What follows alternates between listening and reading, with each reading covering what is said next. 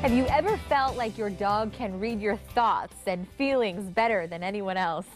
Not only are our dogs very cute, they can also seem to be gifted with that intimate knowledge of our souls. They know us so well, but how well do we know them? In this week's Canine College, we are exploring the minds of man's best friend.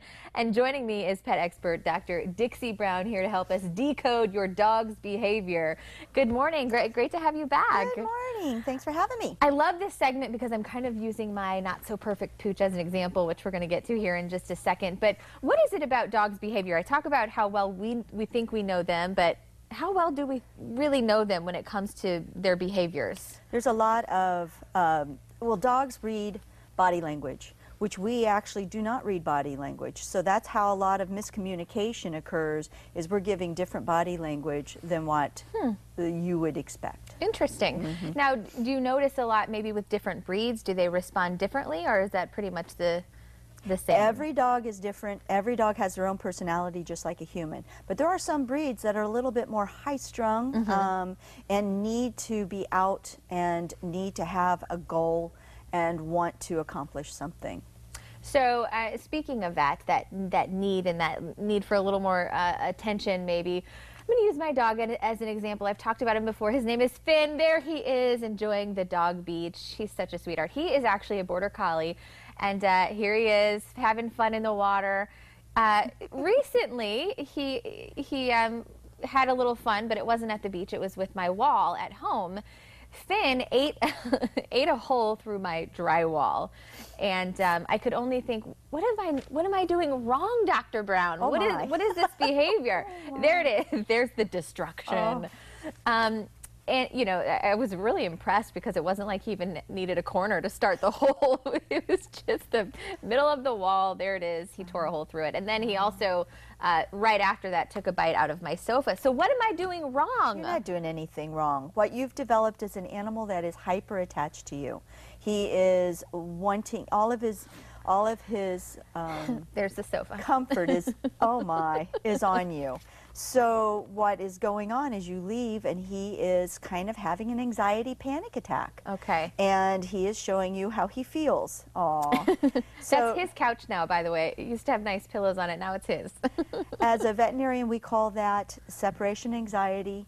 And it is a clinical condition that can cause misery to you and your neighbors and your home. Your neighbors, too. I like that you mentioned that. Yeah. So what we want to do is we want to counter-condition this. And this is not an easy thing. It can be done, though. Phew. It can be done.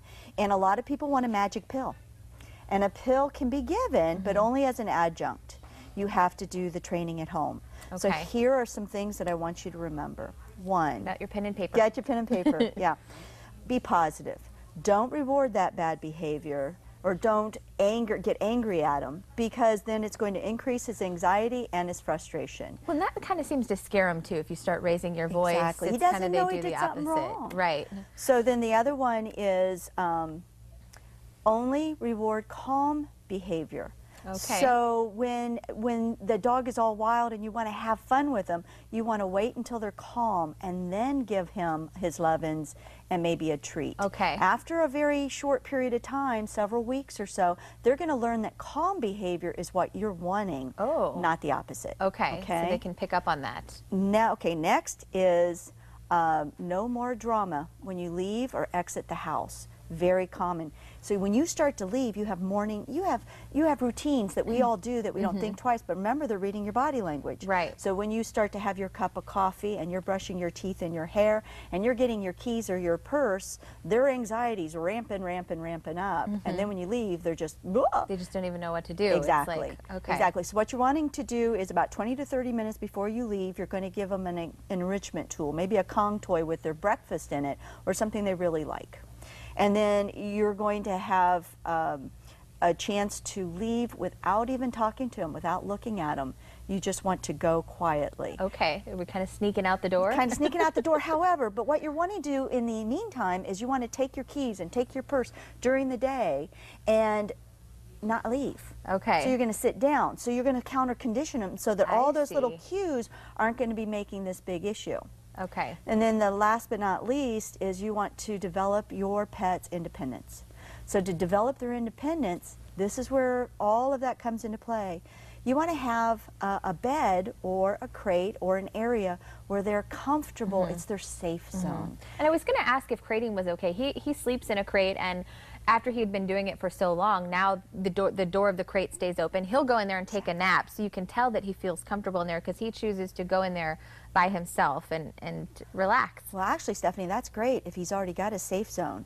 Now he needs to know that when you're leaving, 20 to 30 minutes, you're going to give him this Kong toy in his crate. You're going to leave without any kind of attention, and he'll know that he's being rewarded for being calm. He's in a safe zone, so hopefully he won't turn around and start destroying. Hopefully. We don't want to have to buy another couch. So. And when you come home, don't look at him.